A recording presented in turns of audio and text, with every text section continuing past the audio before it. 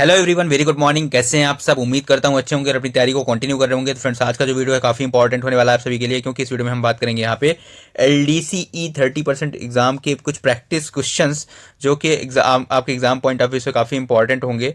और इस वीडियो में हम बात करेंगे यहाँ पे RTI 2005 का जो एक्ट है उसके MCQs को हम इस वीडियो में डिस्कस करेंगे। यहाँ से भी आपके एग्जाम में जो है तो 2 से 3 क्वेश्चन आने की प्रबल संभावना है। तो वीडियो में लास्ट तक बने रहिएगा। चैनल पर नए हैं तो चैनल को सब्सक्राइब करिएगा। वीडियो अगर अच्छा लगे तो अपने फ्रेंड्स एंड कलीग के साथ जरूर शेयर करें। तो स्टार्ट करते हैं आज का यह इंपॉर्टेंट सेशन। सबसे पहला क्वेश्चन है, how many sections covered under RTI act. तो आपको बता दूं यहाँ पे RTI एक्ट के बारे में यहाँ पे थोड़ा सा कि RTI एक्ट के अंदर कितने सेक्शन पूछा जा रहा है कि कवर किए हुए हैं।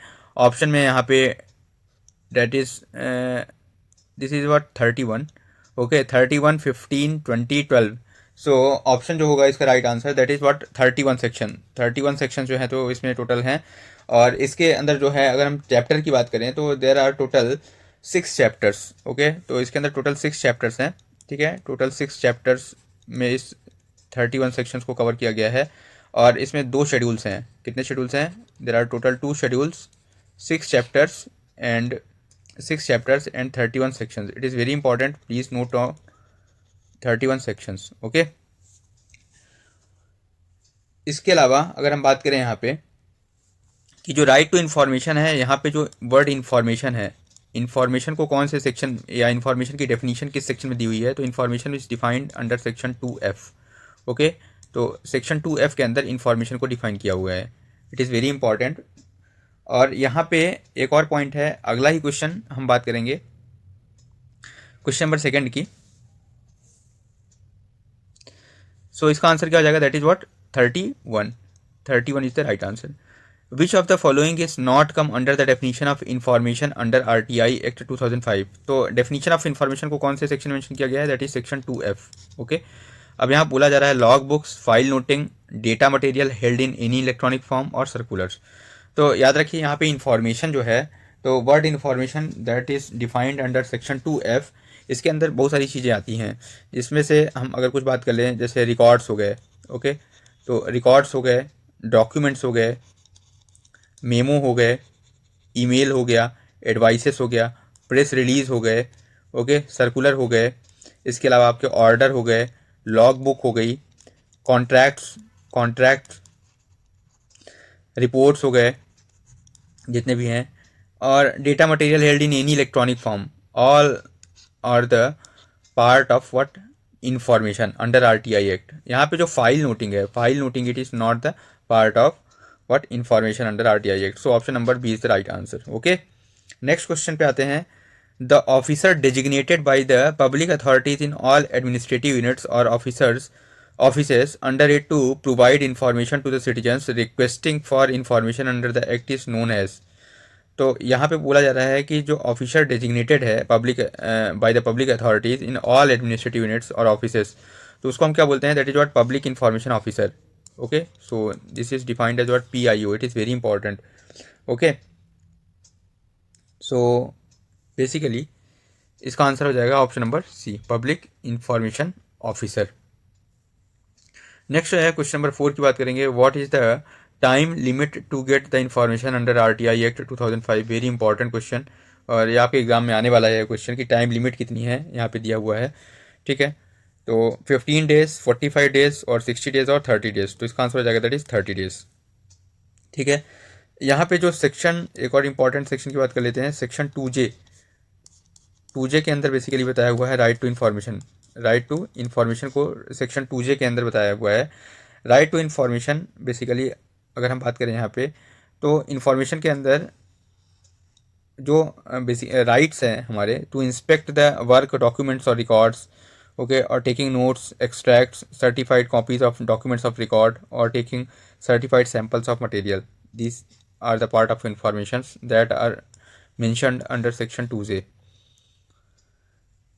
What is the time limit to get the information concerning the life and liberty of a person। ये क्वेश्चन भी आपके एग्जाम में पूछा जाता है कि अगर बात जुड़ी है यहाँ पे कि किसी पर्सन की लाइफ और लिबर्टी से, तो उसके लिए जो इन्फॉर्मेशन है उसकी टाइम लिमिट क्या है? That is what 48 hours. It is very important, 48 hours. Next है if the interest of third party are involved in information sought for, the maximum time limit to get the information will be। It is very important. यहाँ पे यह बोला जा रहा है कि अगर थर्ड पार्टी का इंटरेस्ट इन्वॉल्व है, ठीक है, मतलब यहाँ पे दो, ठीक है, एक तो हो गया है सपोज जिसको इन्फॉर्मेशन सीकर है, और दूसरा हो गया जो इन्फॉर्मेशन देगा, और वो इन्फॉर्मेशन जो है किसी तीसरी पार्टी के लिए मांगा जा रहा है, ठीक है, फॉर थर्ड पार्टी। तो if the interest of third party are involve in information sought for the maximum time limit to get the information will be. So information is for third party. Suppose कोई NGO है, उसके लिए कोई information अगर मांगी जा रही है, ठीक है, तो इस केस में जो है तो यहाँ पे time limit, maximum time limit कितनी होगी, ये काफ़ी इंपॉर्टेंट क्वेश्चन है। ये क्वेश्चन भी आपके एग्जाम पॉइंट ऑफ व्यू से काफ़ी इंपॉर्टेंट है। तो अगर यहाँ पे थर्ड पार्टी की बात करें अगर, तो थर्ड पार्टी के केस में नॉर्मली इन्फॉर्मेशन जो है तो जैसे हमने अभी देखा कि आरटीआई के अंदर देना होता है, दैट इज़ 30 डेज़ के अंदर जो है तो नॉर्मली इन्फॉर्मेशन देना होता है। But under section 11 it is very important. तो थर्ड पार्टी की बात जहाँ पे आएगी, दैट इज़ व्हाट, वो कौन से सेक्शन भी है, सेक्शन 11, सेक्शन 11। तो under section 11 third party information जो है तो यहाँ पे है, और an additional 10 days is allowed for consultation with the third party. तो यहाँ पे जो है तो अतिरिक्त 10 दिन का समय दिया जा रहा है, तो यह 30 दिन और 10 दिन मिला के 40 दिन हो जाता है। So 40 days the right answer. Okay, so option number B is the right answer, that is 40 days.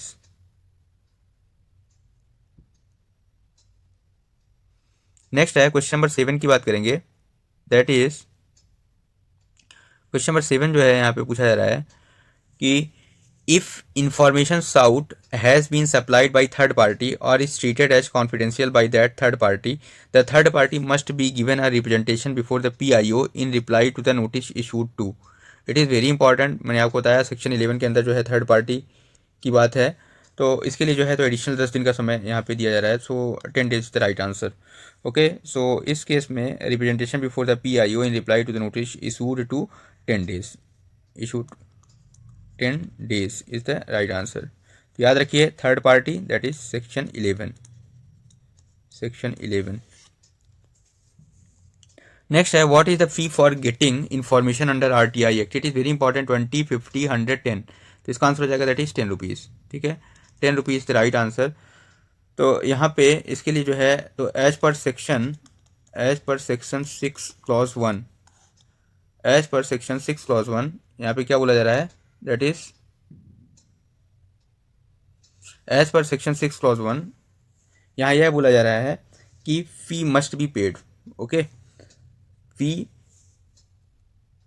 That is as per section 6 clause 1 fee जो है आपको पे करना है। अब यहाँ पे यह बोला जा रहा है कि फ़ी कितना पे करना है और किस फॉर्म में पे करना है। लाइक फ़ी हम पे कर सकते हैं कैश फॉर्म में, या डीडी के फॉर्म में, या बैंक चेक के फॉर्म में, या फिर आप जो पोस्टल ऑर्डर है, ठीक है, that is Indian postal order, in form में जो है तो हम फ़ी को पे कर सकते हैं।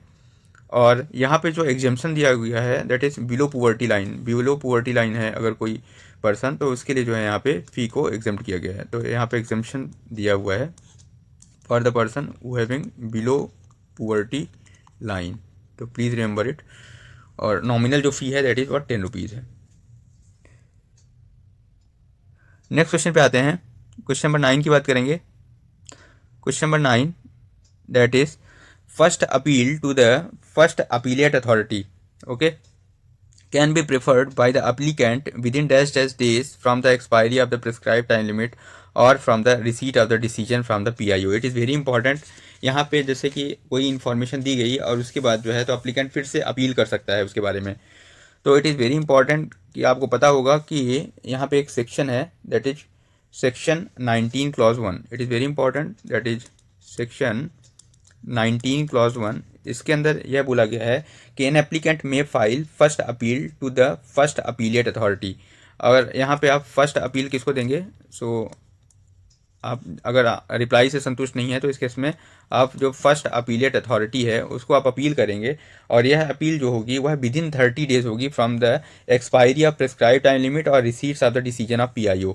ठीक है, तो जब से आपका PIO के द्वारा आपको डिसीजन, मतलब आपको जो भी इंफॉर्मेशन मिली, उसकी रिसीट्स मिली है, उसके अगले 30 दिन के अंदर जो है तो आपको अपील करना है। तो 30 days the right answer. It is very important, please note down. तो 30 डेज की टाइम लिमिट जो है तो आपको यहाँ पे दी हुई है। नेक्स्ट है क्वेश्चन नंबर 10 की बात करेंगे। क्वेश्चन नंबर 10 पूछा जा रहा है यहाँ पे, first appeal shall be disposed by the first appellate authority within dash dash days from the date of its receipt. तो यहाँ भी जो है तो सेक्शन जो है 19, सेक्शन 19 जो आपका सेक्शन 19 क्लॉज 6 है, इस 19 क्लॉज 6 के अंदर यही बोला गया है कि एप्लीकेंट जो फर्स्ट अपनी अपील है, ठीक है, फर्स्ट अपीलेट अथॉरिटी के पास जो आएगी, that shall be disposed of by within 30 days of the receipts of an appeal. ठीक है, तो उसको 30 दिन के अंदर उसको डिस्पोज भी करना है, तो इट इज़ वेरी इंपॉर्टेंट। ठीक है, तो 30 दिन और ये 30 दिन आपको याद रखना है यहाँ पे। ठीक है, 30 दिन का टाइम मिल रहा है यहाँ पे, और 30 दिन का टाइम जो है, 30 दिन का टाइम अप्लीकेंट के पास है। ठीक है, 30 दिन का टाइम यहाँ पे अप्लीकेंट के पास है, और 30 दिन का टाइम जो है यहाँ पे फर्स्ट अपीलेट अथॉरिटी है उसके पास भी है।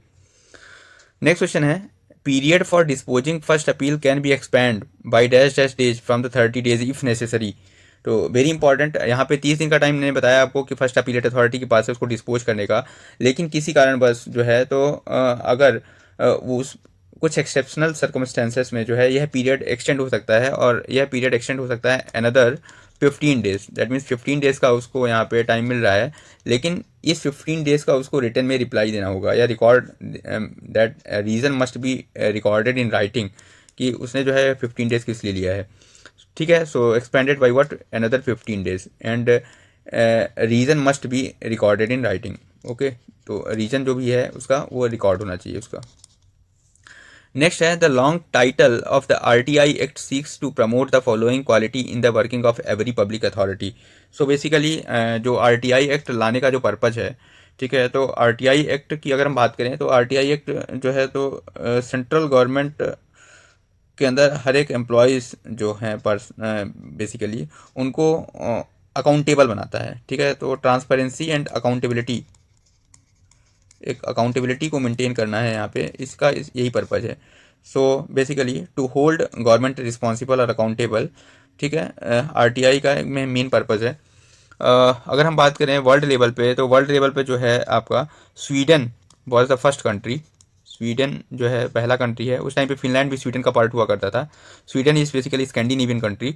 तो स्वीडन ने सबसे पहले जो है वर्ल्ड के अंदर इस एक्ट को इनैक्ट किया, RTI एक्ट को, to enact legislation passing freedom of press act in 1766 में जो है तो लाया। और हमारे भारत के अंदर अगर हम बात करें तो RTI जो है सबसे पहले आया, उसको लाने वाला जो राज्य था वो कौन सा था, Tamil Nadu. It is very important, आपको याद रखना है। तमिलनाडु जो है तो सबसे पहला स्टेट है, उसके बाद तमिलनाडु के बाद गोवा जो है गोवा लाया। तो तमिलनाडु की अगर बात करें, तमिलनाडु ने 1997 के अंदर जो है, और followed by Goa is also in 1997, इन दोनों राज्यों ने जो है तो RTI एक्ट पास किया यहाँ पे। सो ये भी एक इम्पॉर्टेंट इन्फॉर्मेशन है आपके लिए। सो यहाँ से transparency and accountability is very important. Next है क्वेश्चन नंबर 13 की बात करेंगे, सेकंड अपील टू, जैसे फर्स्ट अपील की बात हो गई अभी, अब हम बात कर रहे हैं सेकंड अपील की।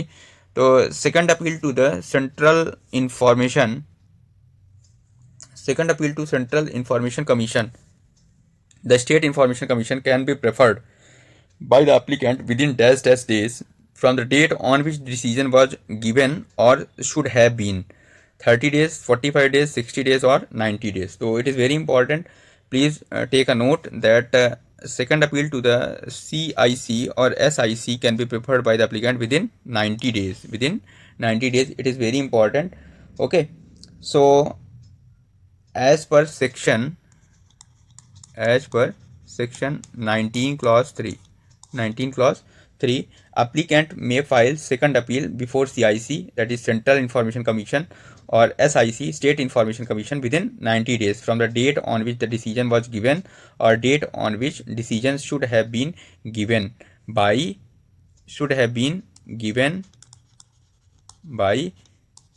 first appellate authority. It is very important. Okay, so 90 days is the right answer. तो याद रखिए सेकंड अपील के लिए यहाँ पे क्या है, सेकंड अपील के लिए 90 डेज। ओके, फर्स्ट अपील के लिए आपको बता दिया, फर्स्ट अपील के लिए दैट इज 30 डेज, और सेकंड अपील के लिए दैट इज 90 डेज। नेक्स्ट है appointment committee of central chief information commissioner CIC includes, it is very important.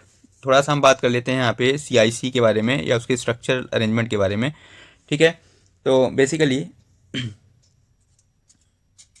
अगर हम बात करें CIC की, that is central information commission, central information commission, तो सेंट्रल इंफॉर्मेशन कमीशन जो है basically it is a statutory body. यह क्या है? स्टेचुटरी बॉडी है।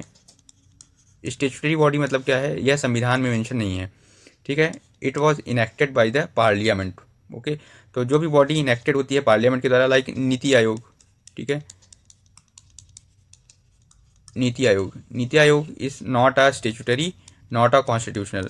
नीति Aayog is made by government only, so it is a extra constitutional body, okay, extra constitutional body, please note down. NITI Aayog, erstwhile planning commission is also extra constitutional body, ठीक है। इसको भी जो है तो बेसिकली संसद ने नहीं बनाया है। तो जो भी संसद के द्वारा बनाई जाती है थ्रू पासिंग द बिल और बिल एक्ट बनके, तो इस केस में उसको हम बोलते हैं स्टेचुटरी बॉडी। और ऐसी बॉडीज जो कि संविधान में मेंशन है, that is called a constitutional body, okay, constitutional body. Constitutional body के कुछ एग्जांपल हम देख लेते हैं, जैसे आपके कैग हो गए, ओके, अटॉर्नी जनरल हो गए, अटॉर्नी जनरल, कैग, तो इलेक्शन कमीशन हो गया, these are the constitutional body, okay. ये सब जो है तो कॉन्स्टिट्यूशन के अंदर मेंशन है। तो इसी प्रकार से जो हमारा CIC है that is what? Statutory body है। क्या है? स्टेचुटरी बॉडी है। अब अगर हम बात करें तो यह जो है एक्ट है वह RTI एक्ट 2005 है, RTI एक्ट 2005।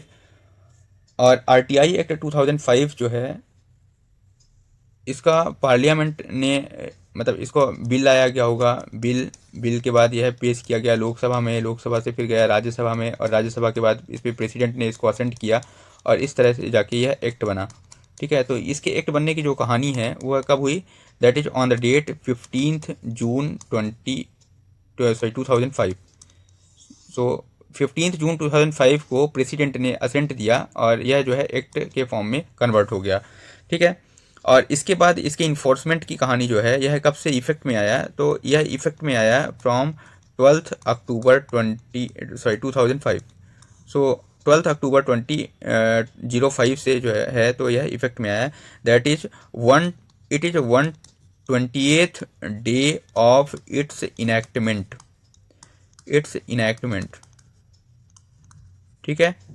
तो 15 जून 2025 से 120 दिन बाद जो है यह पूरी तरह से इफेक्ट में आया, that is 12 October 2005। It is very important to promote transparency and accountability in the working of public authority. यह जो है तो यह बनाया गया है, that is right to information act 2005, okay. तो बेसिकली अगर हम बात करें यहाँ पे तो इसका जो फॉर्मेशन या इफेक्ट में आया 12 अक्टूबर 2005 से। अब प्रेजेंट में जो है तो चीफ इंफॉर्मेशन कमिश्नर, अब इसका स्ट्रक्चर की बात करें तो इसमें जो है तो एक चीफ इंफॉर्मेशन कमिश्नर होगा और not more than 10 information commissioner होंगे। तो इसका स्ट्रक्चर ये हो गया आपका कि इसका जो स्ट्रक्चर है उसमें एक चीफ इंफॉर्मेशन कमिश्नर होगा और not more than 10 information commissioner होंगे, ठीक है। प्रेजेंट में अगर बात करें तो फ्रॉम 15 दिसंबर 25 से राजकुमार गोयल कौन है? इसके चीफ इंफॉर्मेशन कमिश्नर हैं, ठीक है। अब चीफ इंफॉर्मेशन कमिश्नर को बनाने के लिए एक बॉडी है, या जिसको हम बोलें कि एक कमेटी द्वारा इसका गठन किया जाता है, कमेटी इसको नॉमिनेट करती है। और इस कमेटी के 3 मेंबर होते हैं, दैट इज फर्स्ट मेंबर होगा वह प्राइम मिनिस्टर होगा, और सेकंड मेंबर होगा that is leader of opposition from the Lok Sabha होगा, और थर्ड मेंबर जो होगा वह यूनियन कैबिनेट मिनिस्टर होगा, union cabinet minister that is nominated by the prime minister, okay, that is nominated by PM, उसको भी PM नॉमिनेट करते हैं, नॉमिनेटेड बाय PM उसको नॉमिनेट करते हैं। तो इस तरह से ये 3 मेंबर की जो कमेटी है वह बनाती है यहाँ पे आपका chief information commissioner, okay. So it is very important. So appointment committee of a central chief information commissioner CIC includes prime minister, leader of opposition from Lok Sabha, and union cabinet minister that is nominated by prime minister. So all the above, ठीक है, all of the above, ये तीनों जो होते हैं तो ये सही है। और इसका एक और थोड़ा सा हम बात कर लेते हैं टेन्योर की। तो इसका जो टेन्योर होता है दैट इज़ CIC, चाहे चीफ इंफॉर्मेशन कमिश्नर हो, टेन्योर दैट मीन्स व्हाट, यह कितने टाइम तक वर्क करेंगे, इनका कार्यकाल कितनी अवधि तक होगा। तो पहले जो है यह 5 साल और 65 वर्ष जो भी पहले आए वह हुआ करता था, कि जो भी पहले होगा 5 years और 65 years ऑफ एज जो भी पहले आएगी उस पर हुआ करता था। लेकिन इसको अभी अमेंड करके इसको 3 year और 65 ऑफ एज कर दिया गया है। तो ये पॉइंट आप याद रखिएगा कि एट प्रेजेंट अगर बात करें तो जो CIC है या IC, चीफ इंफॉर्मेशन कमिश्नर या इंफॉर्मेशन कमिश्नर, इनका जो टेनियर होगा वह 3 साल या 65 ऑफ एज जो भी आएगा वह होगा। इसके अलावा अगर हम बात करें यहाँ पे, तो इनका जो रीअपॉइंटमेंट,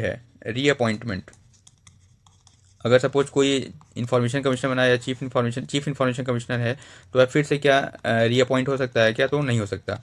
ठीक है, सो नीदर CIC और nor IC can be reappointed. तो यह काफ़ी इंपॉर्टेंट। हाँ, IC जो है वो CIC बन सकता है, बट IC पुनः IC नहीं बन सकता, या CIC पुनः CIC नहीं बन सकता। तो ये पॉइंट भी आपको याद रखना है यहाँ पे। और यह जो 3 साल की अवधि लाई गई वह RTI रूल्स 2019 के तहत जो है लाया गया। इसको 2019 में अमेंड किया गया था, और इसके तहत जो है तो RTI रूल्स 2019 के तहत इसका जो टेन्योर है वह 5 साल से घटा के 3 साल कर दिया गया। तो ये काफ़ी इंपॉर्टेंट है, ये भी आप याद रखिएगा, गलती मत कर दीजिए। नेक्स्ट है सेकंड अपील देख ली हमने, अपॉइंटमेंट कमेटी देख ली। Consider the following statements about the right to information act 2005 and select one which is not provided for the specially exempted. तो बेसिकली इसका ज़्यादा मीन्स नहीं निकलता इस क्वेश्चन का, क्योंकि अभी जो है तो अभी RTI एक्ट के अंदर जो है तो काफ़ी चेंज हो गया है। यह जो है तो पूरे होल ऑफ इंडिया में एप्लीकेबल हो गया है। ठीक है, फ्रॉम 2019 जो है तो अभी it is very much the part of JNK and Ladakh. ये जो है तो दोनों जगह जो है तो ये इक्वली इंपॉर्टेंट हो गया, तो सब जगह एप्लीकेबल हो गया है।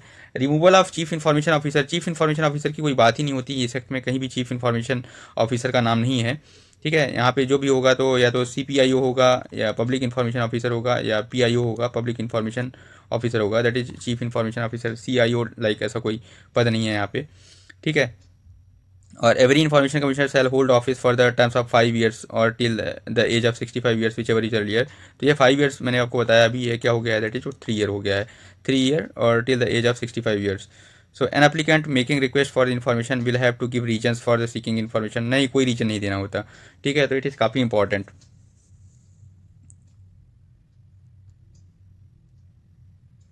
नेक्स्ट है क्वेश्चन नंबर 16।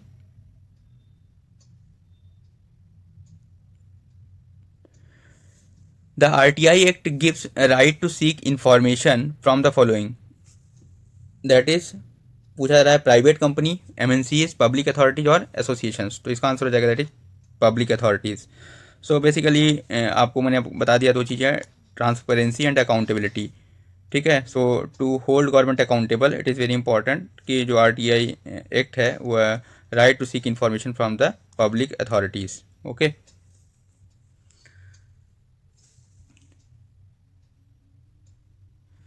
थोड़ा सा एक इम्पॉर्टेंट पॉइंट बात कर लेते हैं। यहाँ पे एक सेक्शन है इसके अंदर, सेक्शन 24 जो है काफ़ी इंपॉर्टेंट है, सेक्शन 24। और यह जो सेक्शन 24 है बेसिकली, सेक्शन 24 जो है यह सेक्शन 24 के अंदर, सेक्शन 24 यह बताता है कि कुछ सर्टेन ऑर्गेनाइजेशंस हैं, कुछ सर्टेन गवर्नमेंट के अंदर कुछ सर्टेन ऑर्गेनाइजेशन हैं जिस पर यह एक्ट अप्लाई नहीं होता। ठीक है, और ये जो सर्टेन ऑर्गेनाइजेशन है इनका नाम मेंशन है सेकंड शेड्यूल में। ठीक है, तो मैंने आपको बताया अभी लेक्चर स्टार्ट होने से पहले ही कि इसमें 2 शेड्यूल हैं।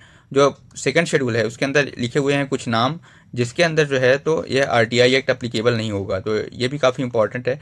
इसमें जैसे मैंने आपको बताया कि कुछ इंटेलिजेंस ब्यूरो हो गया, या research and analysis wing that is raw. ठीक है, ED हो गया। ठीक है, NCB नारकोटिक्स ब्यूरो हो गया। ठीक है, SF हो गया, या BSF हो गया। ठीक है, SSF हो गया, सशस्त्र सीमा, SSB हो गई सशस्त्र सीमा बल, CRPF, CISF, ITBP, NTRO, DRDO, इस तरह से बहुत सारे ऑर्गेनाइजेशंस हैं। इन सब पर जो है, ठीक है, NSG हो गया लाइक, इन सब पर जो है तो RTI एक्ट जो है यह लागू नहीं होता। Okay, it does not apply to the certain organisation. So अब इसके अंदर एक और प्रोविज़न है सेक्शन 24 के अंदर कि किसको रखना है, किसको हटाना है। तो सेक्शन 24 के अंदर, section 24 clause 2, it is very important that central government has magical power. Central government ने अपने पास एक मैजिकल पावर रखी हुई है, जिसके तहत वह किसी भी एजेंसी को या तो ऐड कर सकती है या किसी एजेंसी को उसको कर्टेल कर सकती है। ठीक है, तो बाहर का रास्ता दिखाना है या किसी को ऐड करना है। तो अगर हम बात करें तो 2011 के अंदर जो है तो इसमें अभी रिसेंट में सीबीआई को ऐड किया गया। पहले सीबीआई ऐड नहीं था, सेंट्रल ब्यूरो ऑफ इन्वेस्टिगेशन, इसको 2011 में ऐड किया गया। 2022 के अंदर जो है बेसिकली इसके अंदर CERT इंसर्ट इनको यहाँ पे ऐड किया गया। तो इस तरह से जो है तो सेंट्रल गवर्नमेंट के पास जो है मैजिकल पावर है, जिसके थ्रू यह through official notification central government has authority to amend second schedule of RTI act 2005। ठीक है, तो सेकंड शेड्यूल को अमेंड कर सकती है। सेकंड शेड्यूल में यही लिखा हुआ है कि किसको ऐड करना है, किसको रिमूव करना है। सो बहुत सिंपल सा इन्फॉर्मेशन था ये। ओके, नेक्स्ट है central chief information commissioner is appointed by. मैंने आपको बता दिया। तो अपॉइंट कौन करता है, अपॉइंट होता है appointed by what, president. President is the right answer. और इसके लिए जो है तो प्रेसिडेंट किसकी सुनता है, तो बेसिकली इसके लिए जो मैंने आपको बताया अभी कमेटी के बारे में। ठीक है, 3 मेंबर्स कमेटी होती है, जैसा प्राइम मिनिस्टर बोल देंगे वैसा प्रेसिडेंट कर देता है। बेसिकली हमारे इंडिया के अंदर आपको पता होगा कि प्रेसिडेंट जो है तो दैट इज़ व्हाट स्टैम्प वाला प्रेसिडेंट है। दैट मीन्स उसकी चलती नहीं है, चलती किसकी है, प्राइम मिनिस्टर की चलती है ना। ही इज अ, ठीक है, basically it is a nominal head of country है। ठीक है, president is a nominal head while as prime minister is a real head. Okay, नाम का बेसिकली हेड है president. So central chief information commissioner is appointed by president. Okay, so option number 17 का A right answer हो जाएगा। Next है chief information commissioner shall be appointed for a term of. तो ये भी बता दिया आपको मैंने, दैट इज व्हाट 3 ईयर और 65 ईयर्स ऑफ एज, जो भी होगा that is the right answer. Okay,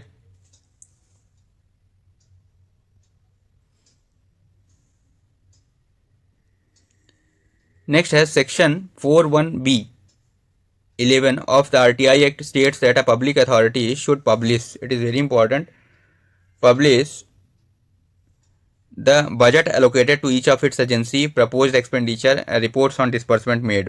ठीक है, सो बेसिकली अगर हम बात करें यहाँ पे तो सेक्शन 4 क्लॉज 1 जो है, सेक्शन 4 क्लॉज 1 के अंदर ये लिखा हुआ है कि जो भी बजट का एलोकेशन है एजेंसी को, दैट मीन्स व्हाट, जो इन्फॉर्मेशन कमिश्नर है या आपका सेंट्रल इन्फॉर्मेशन कमीशन है, उसके अंदर उसको कितना बजट एलोकेट है और उसका प्रपोज एक्सपेंडिचर कितना है और उसने उसका डिस्बर्समेंट कैसे किया है, वो सब मेंशन किया हुआ है। सो ऑप्शन नंबर डी इसका राइट आंसर हो जाएगा।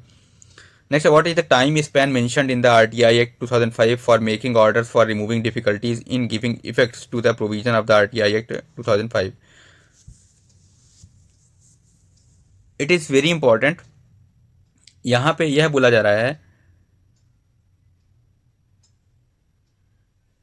कि टाइम स्पेन कितना दिया हुआ है for making orders for removing difficulties in the given effect for the provision of RTI act 2005।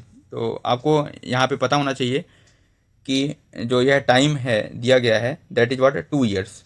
Okay, so इसके लिए जो है सेक्शन 30 आप पढ़ेंगे अगर, तो जो सेक्शन 30 ऑफ RTI एक्ट है, ठीक है, इसमें लिखा हुआ है that is 2 years from the commencement of act to overcome the difficulties in implementing the provision of RTI Act 2005, time limit for issuing order. Okay, तो यहाँ पे इसका मतलब यह हुआ कि सेंट्रल गवर्नमेंट जो है तो इस तरह के ऑर्डर पब्लिश कर सकती है टू रिमूव द डिफ़िकल्टीज़, और इसको जो है ऑफिशियल गजट में पब्लिश कर सकती है 2 years from the commencement of act. तो कमेंसमेंट जो हुआ आपका दैट मीन्स व्हाट 12 अक्टूबर 2005 को कमेंसमेंट हुआ जैसे, तो अगर इसका मैं 2 साल निकालूं तो यहाँ पे 11 अक्टूबर 2007 तक, ठीक है, उसके पास टाइम है यहाँ पे। ठीक है, सो 2 years from the commencement of act. Okay, so the central government could publish such order or rules in the official gazette only till 11th October 2007 to remove difficulties of this act. Okay, so 2 years from the commencement of act, या इसको हम इस तरह से भी लिख सकते हैं कि 11 अक्टूबर 2007। नेक्स्ट है second schedule of the RTI act 2005 can be amended by. तो मैंने आपको बताया central government has a magical power to amend this, और इसने जो है तो अमेंड किया भी है 2 बार, 2011 और 2022 में। ठीक है, 2011 के थ्रू जो है तो इसने CBI को जोड़ा और इसके थ्रू CERTN सर्टिन को जोड़ा। It is very important. Okay, next है RTI act 2005 comes into force after dash dash days of its enactment. तो ये बता दिया आपको मैंने 120 डेज। ठीक है, तो जैसे कि यह जो है बेसिकली 15 जून 2005 को जो है तो पार्लियामेंट ने इसको इनैक्ट किया था, इनैक्टेड बाय पार्लियामेंट। ओके, और यह इन्फोर्स कब हुआ, दैट इज़ व्हाट 12 अक्टूबर 2005 को। Okay, so approx 120 days of its enactment is the right answer. So RTI Act enacted on 15th June 2005. It is very important. Which section of RTI Act 2005 deals with the obligation of public authorities? तो obligation of public authorities की बात करें अगर तो section 4 clause 1। It is very important question कि कौन से section के अंदर जो है ऑब्लिगेशन ऑफ पब्लिक अथॉरिटीज है, तो सेक्शन 4 क्लॉज 1। इसके अंदर जो है तो बेसिकली टोटल 17 स्पेसिफिक ऑब्लिगेशंस हैं। कितने? 17। ठीक है, there are total 17 specific obligations on public authority to disclose information proactively, ensuring transparency and accountability. It is very important. Which section of RTI Act 2005 deals with the constitution of Central Information Commission? It is very important. तो section 12 जो है basically इसका जो answer होगा that is what section 12। तो section 12 के अंदर जो है constitution of central information commission को बताया गया है। It is very important. ठीक है, सो और यह दैट इज चैप्टर थर्ड। ठीक है, और जो चैप्टर 4 है आपका, चैप्टर 4 के अंदर बेसिकली वह है आपका that is state information commission. Chapter 3 के अंदर सेंट्रल इंफॉर्मेशन कमीशन है। तो ये भी आपको याद रखना है। नेक्स्ट है so section 12 is right answer हो जाएगा। The act extends to the whole of India except the state of. Now this question is not validated because this act is extends to whole of India. Okay, so now Jammu and Kashmir and Ladakh also cover under the RTI Act 2005. So this question seems not important at all. Next question है, it is very important। पूछा जा रहा है यहाँ पे कि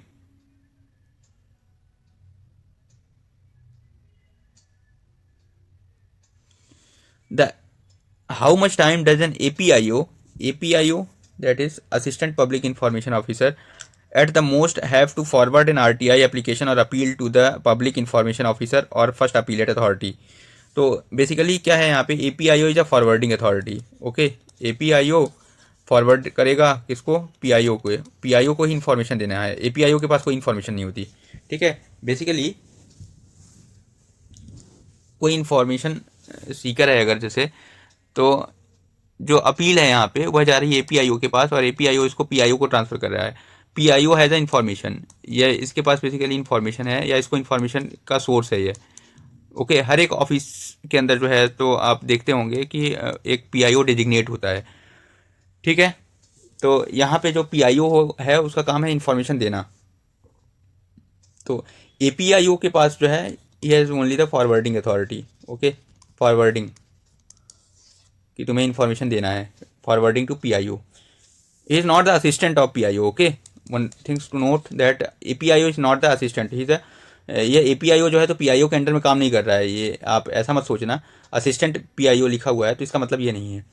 अब एक और इम्पॉर्टेंट पॉइंट है यहाँ पे कि ये जो फॉरवर्डिंग है दैट इज़ कि APIO जो फॉरवर्ड कर रहा है यहाँ पे जो आपकी RTI एप्लीकेशन है, अपील है टू द PIO, उसमें वह कितना टाइम दिया हुआ है उसको।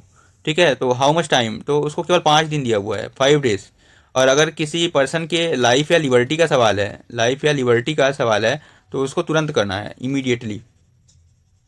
It is very important. ठीक है, so this forwarding to be immediately. Okay, it is very important to note an assistant PIO must forward an RTI application to concerned PIO within 5 days of receiving it.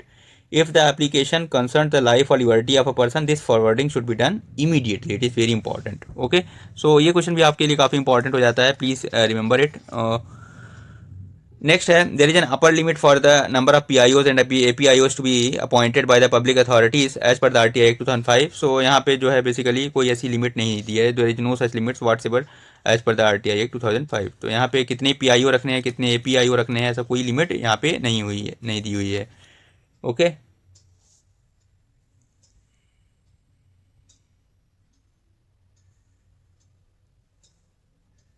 तो video क्योंकि लेंदी हो रहा है तो हम video को जल्दी समाप्त करेंगे। ठीक है, तो कुछ और इंपॉर्टेंट क्वेश्चंस जो है तो हम देख लेते हैं यहाँ पे। लाइक क्वेश्चन नंबर 31 यहाँ पे पूछा जा रहा था, preamble to the RTI act states transparency of information is vital to. Basically मैंने आपको बता दिया है कि जो आरटीआई एक्ट है बेसिकली हुआ, उसका जो फॉर्मेशन हुआ है वह किस लिए हुआ है, to make government more accountable. Okay, तो यहाँ पे जो भी ट्रांसपेरेंसी है, अकाउंटेबिलिटी है, वो उसको फिक्स करना है ना, to contain the corruption. So contain corruption is the right answer. Next है which section of RTI act deals with exemption from the disclosure information. It is very important question, ये question भी काफ़ी important है। तो section 8 जो है, section 8 it is very important, specific categories of information that are exempt from the basically from the mandatory disclosure. तो यहाँ पे आपको ध्यान रखना है, यहाँ पे कुछ स्पेसिफिक इन्फॉर्मेशन जो है आपको डिस्क्लोज नहीं करनी है। लाइक ऐसे मुद्दे जो कि नेशनल सिक्योरिटी से जुड़े हुए हैं, ठीक है, लाइक जो कि राष्ट्र की सुरक्षा से जुड़ा हुआ मुद्दा है, तो जहाँ पे नेशनल सिक्योरिटी की बात होती है या sovereignty of the country, sovereignty की बात हो रही है यहाँ पे, ठीक है, या आपकी जो इकोनॉमिक इंटरेस्ट हैं, इकोनॉमिक इंटरेस्ट की बात हो रही है, या आपकी जो फॉरेन रिलेशन है, फॉरेन रिलेशन की बात हो रही है, ठीक है, तो ऐसे मुद्दों में जो है कि नेशनल सिक्योरिटी इंटीग्रिटी हो या कंटेम्प्ट ऑफ कोर्ट हो, कंटेम्प्ट ऑफ कोर्ट की बात हो रही हो, कॉमर्शियल इंटरेस्ट की बात हो रही हो, ठीक है, तो ऐसे इंटरेस्ट के लिए जो है यहाँ पे सेक्शन 8 दिया हुआ है कि इसके बारे में जो है तो आपको इन्फॉर्मेशन नहीं मिलेगी। तो काफ़ी इंपॉर्टेंट है ये पॉइंट कि specific categories of information that are exempted from the mandatory disclosure और balancing transparency with the national security, privacy and economic interest. Okay, under which section a central or state public information officer may reject a request for information where such a request for providing access would involve an infringement of copyright। तो ये भी आपको याद रखना है यहाँ पे, that is section 9। तो सेक्शन 8 और सेक्शन 9 काफ़ी इंपॉर्टेंट है, प्लीज रिमेंबर इट।